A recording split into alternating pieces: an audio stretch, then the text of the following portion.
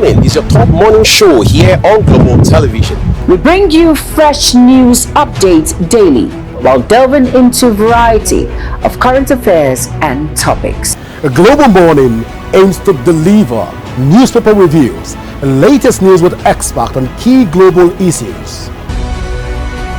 And at the same time, keeping you well informed about important events, both national and internationals. Global Morning serves as a valuable source of information, helping viewers like you start your day well informed. Stay connected from Mondays to Sundays to a wide range of the latest news making rounds on Global Morning. What's your problem? We're on the road to protest. And the president meets all of our demands.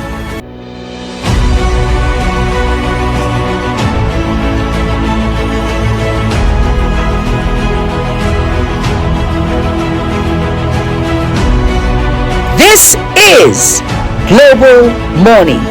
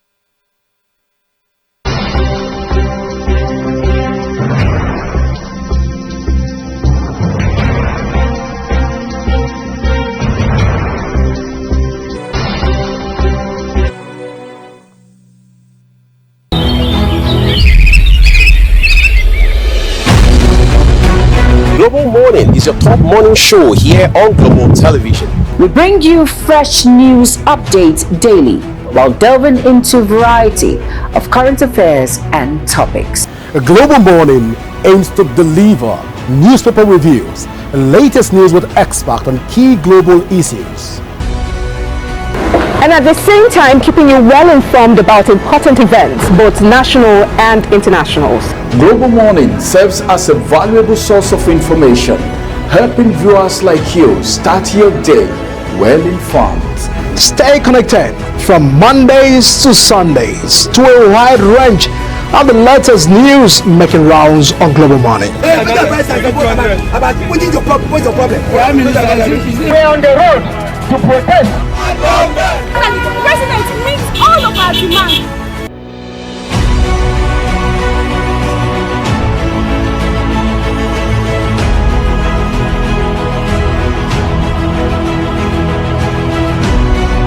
This is Global Morning.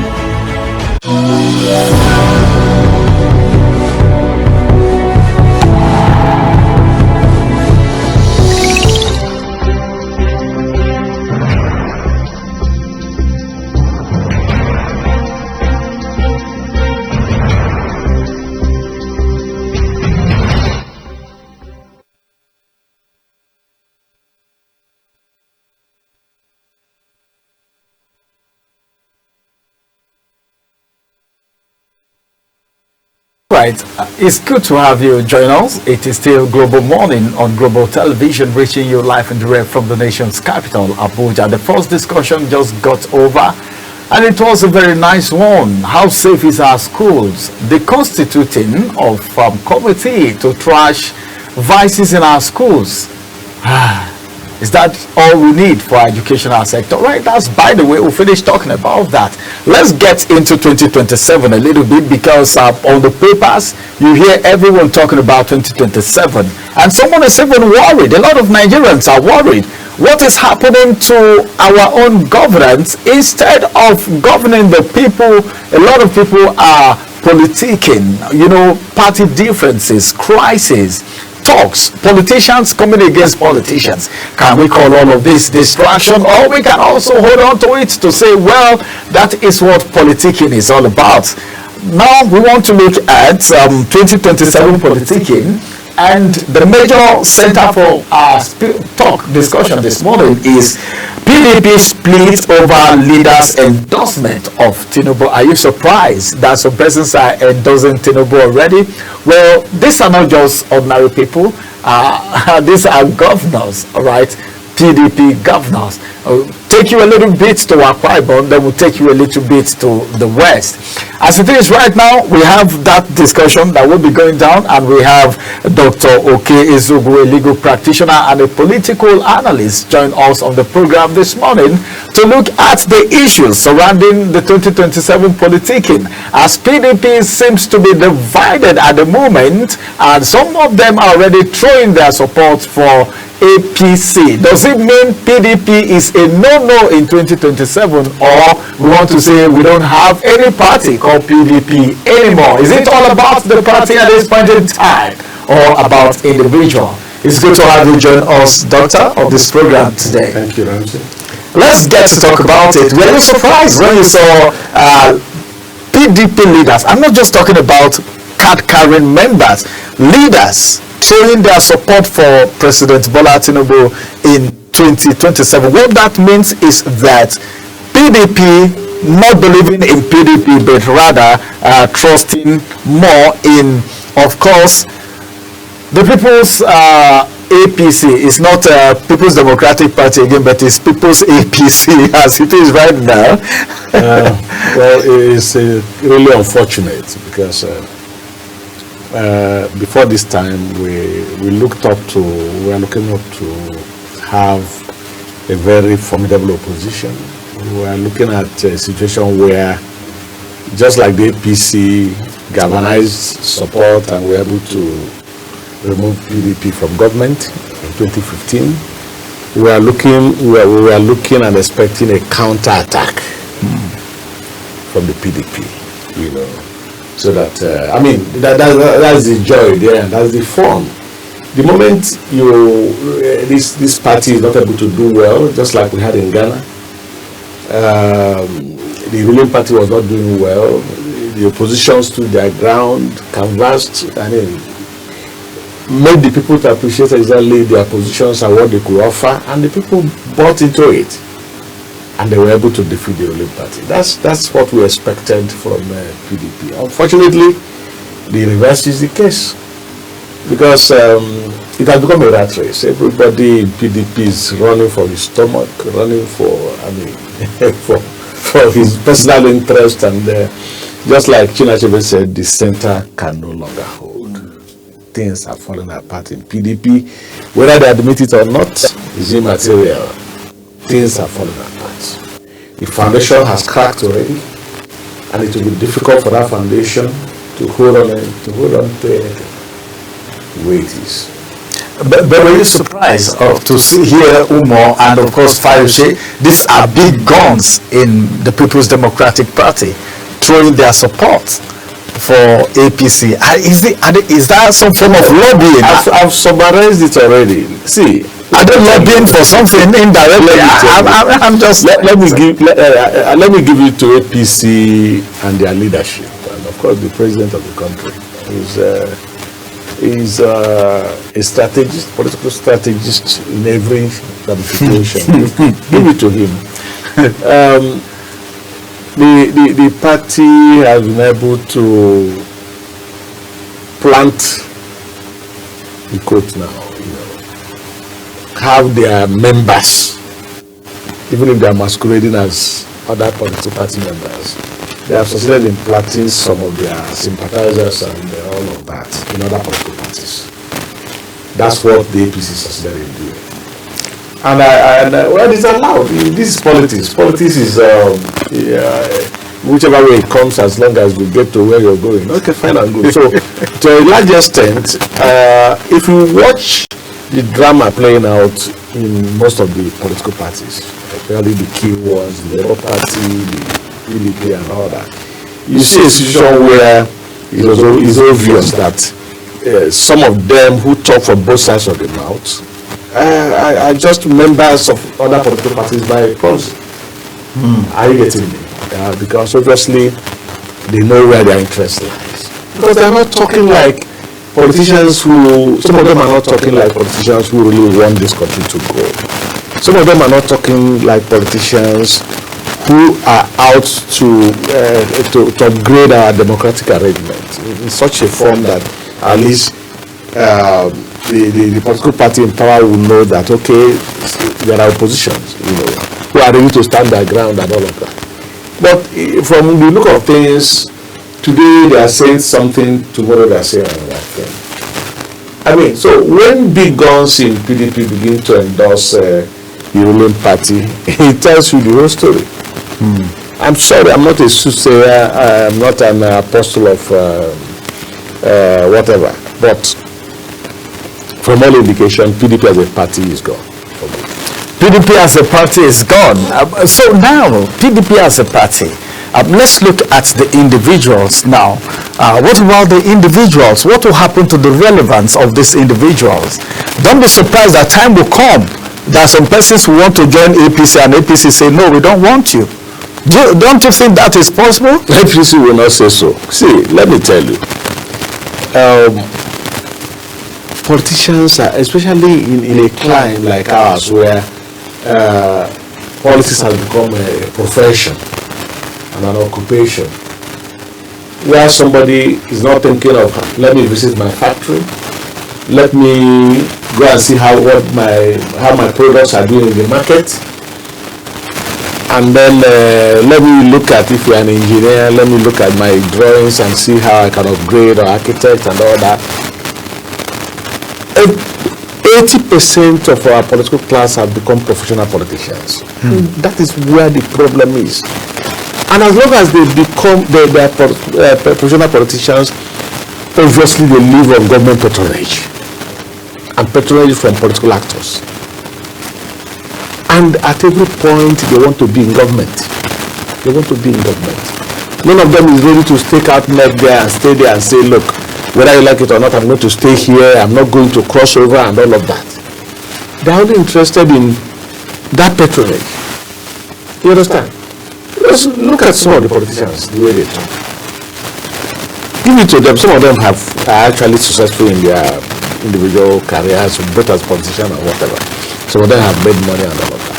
But what we're saying is, as long as we can no longer, people believe that they must perpetually be in government of the day, any government in power, IGP or whatever they call it.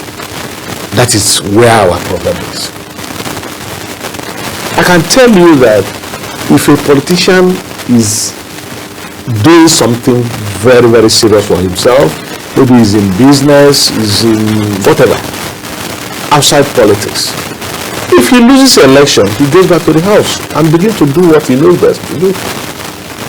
But a situation where he has nothing doing than to politic, his party loses election, he's already looking forward, how do I corner again? But doctor, a lot of people look at politics now as a career.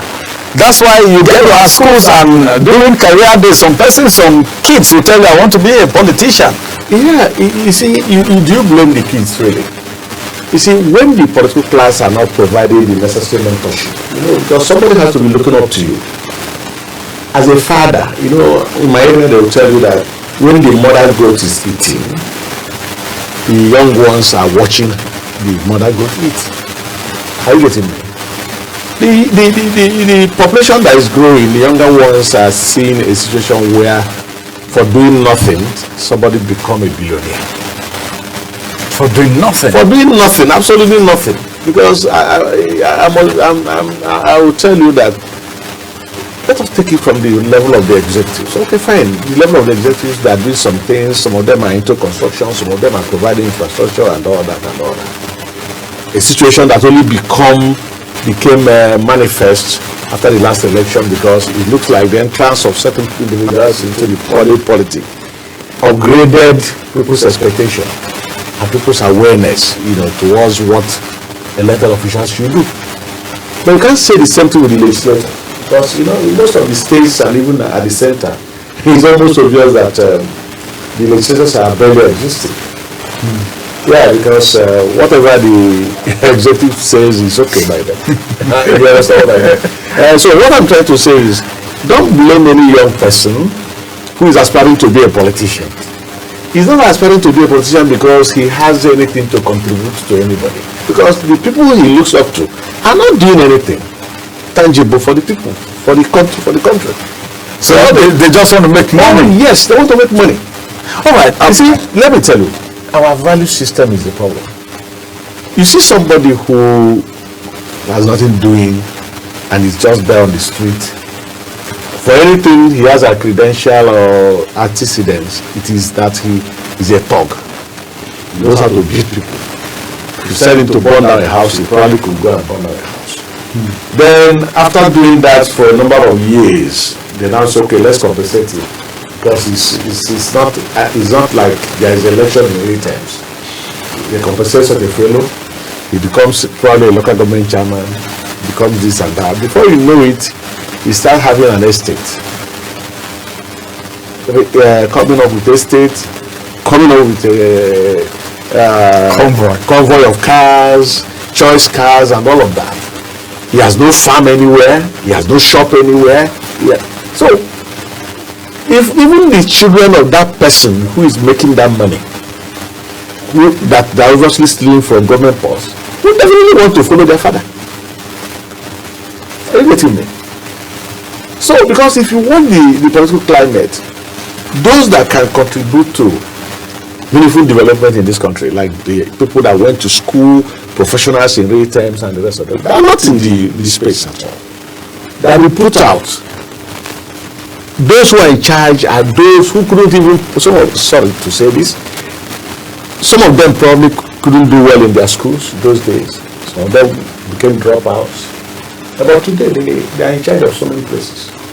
All right, let's talk about the individual. Now, let's quickly look at what is happening in PDP.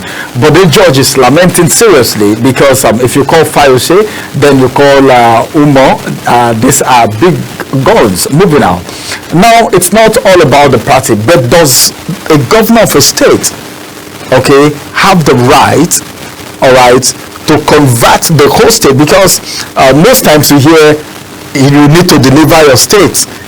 Does the governor have the power to make everybody in the state, support his own ambition of supporting somebody else who is not a member of the party?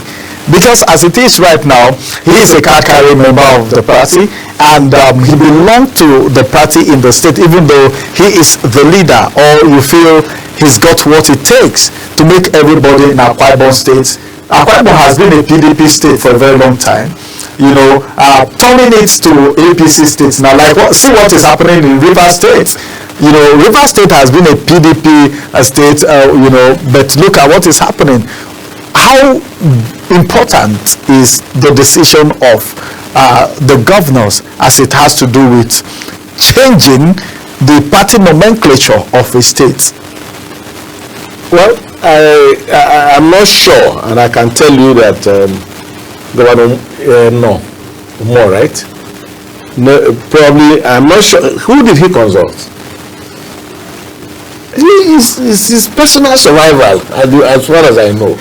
Let me tell you, I'm not sure he consulted anybody. Maybe invited the members of the political party, leadership of the political party in the state, maybe members of the legislature, the working committee of the state of PDP in the state, and now sample their opinion and say, gentlemen, let us, I'm thinking we should all move over to APC. No, that's not the language.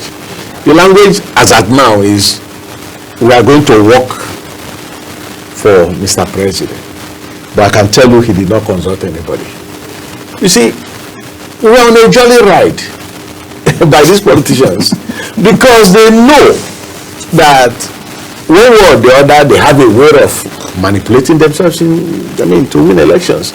So because I'm not sure that even if the governor decamps to APC, I am not sure that the generality of the people of Akwa Ibom State will all come and queue up behind you.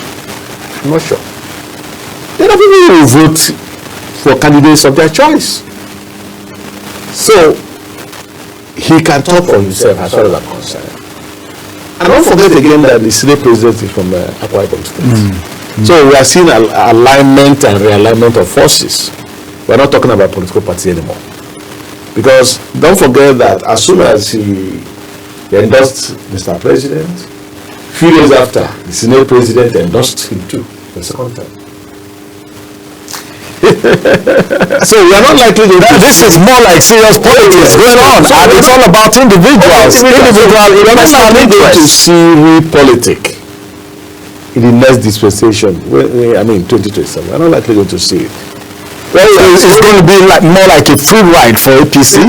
I'm not sure because you see some of the chickens or whatever, some of them could be incubating. Probably with time we'll be able to know what they will come up with. But what I'm trying to say is that we're not going to see the kind of politics we've seen in the past. Where we're not likely to see that, where political parties will be campaigning with every seriousness and all that. And let me tell you, there was a time in this country during the General Sani Abacha, our former head of state, may he so rest in peace. We had 5 political parties. In fact, somebody nicknamed the 5 political parties 5 leprous fingers. And what happened? Just before the election, the election had not even come, but the parties were just formed and all of that. And then there is this idea of who the cap fits. And all the political parties started endorsing Abacha, General Abacha, that he will be the next president, even as a military president, because he had not shed his uniform. He was still in uniform as a military president, a military head of state. You understand? But the political class, we are already asking that the cap to be the next president fits him. Don't you think they were scared? Because it's a military president. Don't you think they were scared in case of anything? I'm not sure. Or there was a backyard. Yeah, but a conscientized. What I'm trying to tell you now is that we're almost back to square one. Okay, meaning that. I'm not heading towards that. With what is happening now. What is happening now? We are looking at a situation where maybe it's possible that before the election. Doctor, there is a coalition. Even though we've not seen them in full force, the Atiku El-Rufai coalition. I said some of them are incubating. We don't know what they will come up with. I don't know what else. But do you believe in that coalition?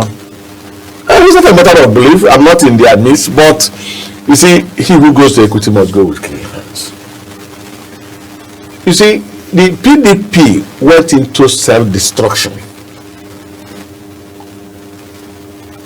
at the last convention they had. That's why they went into self-destruction. Do you know that there was a time in this country that this whole Southeast was virtually PDP?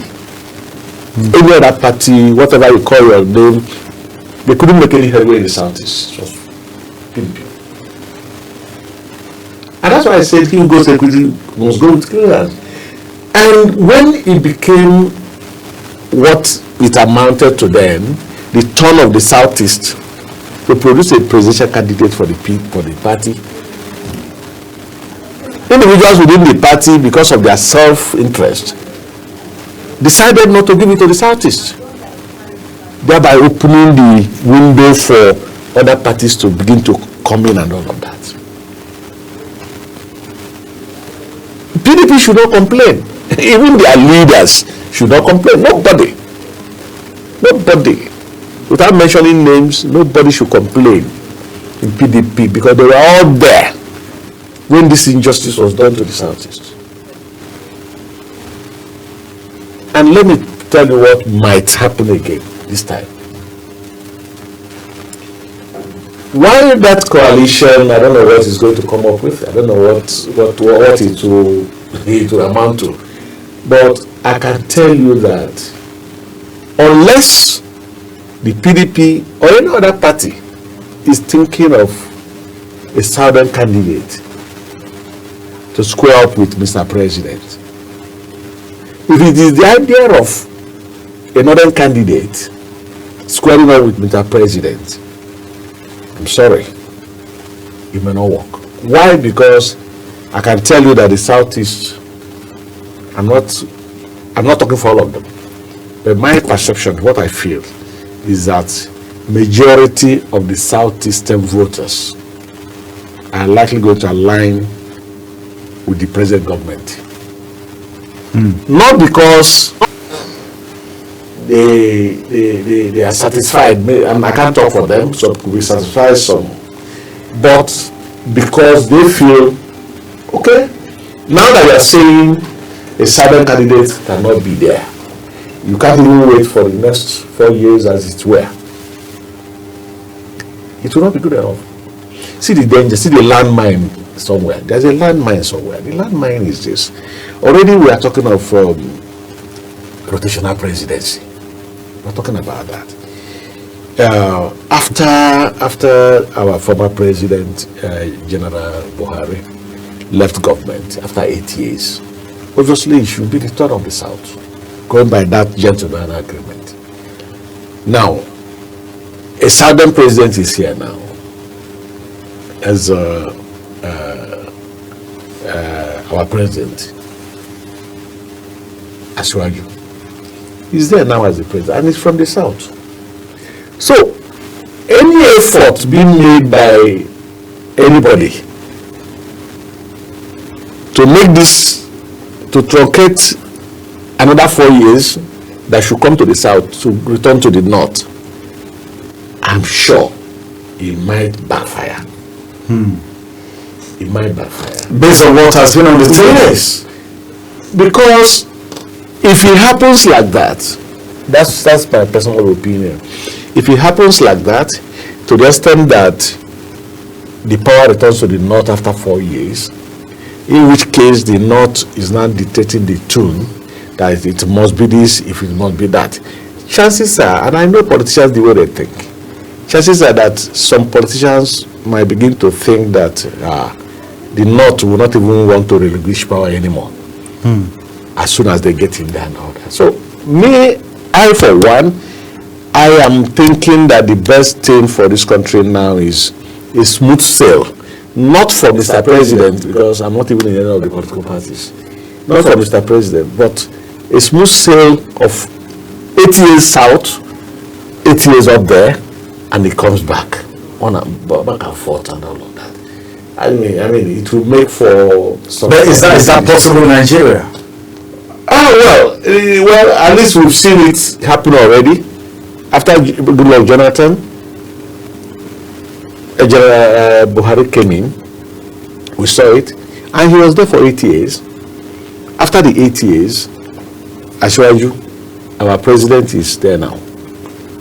So what I'm trying to say is that whoever is conjecturing any coalition and is not taking into cognizance the fact that the South should have their extra 4 years, another 4 years before it returns to the dot, they might end up creating more problems for the polity. That's what I'm thinking. All right. That's what I'm thinking. Time is not on our side right now. Our time is fast spent. This is a conversation that we can't end just now. We can't finish talking about it because we've not even talked about the Labour Party. We're talking about PDP right now. We've not talked about the Labour Party. And we've not even looked at the fact that some school of thought, some persons, some Nigerians are thinking maybe there are people planted in these parties to cause problem and destabilize the party so that the ruling party can gain ground. That is a school of thought for some persons, not our own opinion, because we don't have opinion, but that's what some Nigerians are saying. On the whole, you've heard from Dr. this very beautiful day, his own perspective and his own analysis as far as 2027 politicking is concerned, and the cry coming from chieftains of the People's Democratic Party. He has said, well, whatever it is that is happening in PDP right now is being caused by the members of the party themselves, and they shouldn't cry to anyone that it is their handiwork. Well, that is what he said. Everything is his opinion and his own side of the story. But then, a very big thank you to you for coming on the program this morning. Thank you. Well, this is how far time is going to take us on Global Morning for this beautiful, good Monday. It's Easter Monday. So from Thursday, like I said, it's Good Thursday, Good Friday, Good Saturday, Good Sunday, and this is a good Monday. My wish for Nigeria is that all the remaining days of the year be good like it has been, and it's all about mindset and how we program ourselves. Do have a beautiful day, and many thanks to all of you for joining us on Global Morning today. Coming up next is a Talk Sport. My name is Ramsey Enoch. Bye-bye for now. Welcome to Global Morning. The death toll from flooding. Most time our politicians just bring in policies too, for sure. If you don't say we have several more stories. The legislature was carefully crafted to 22.2% inflation rate as of April this year. What does that say about where we are as a country? I think Nigeria has resorted to being resilient. Before you call the police station, before they even leave, they take permission from the I don't think there's really anything on ground to improve. We struggled as a strike. Minister of Education volunteered and said, give me 2 weeks. It was a life. The president never gave me any deadline.